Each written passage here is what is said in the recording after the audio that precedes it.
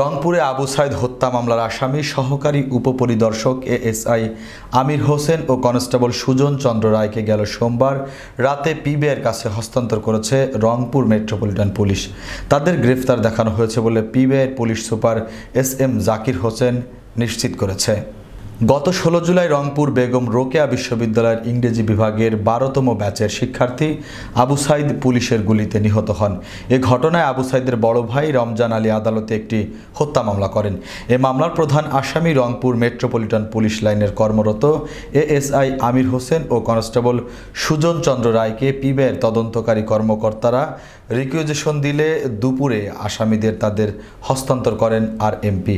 হস্তান্তরের বিষয়টি নিশ্চিত করেছেন আরপিএমপির উপকমিশনার আবু বক্কর সিদ্দিক।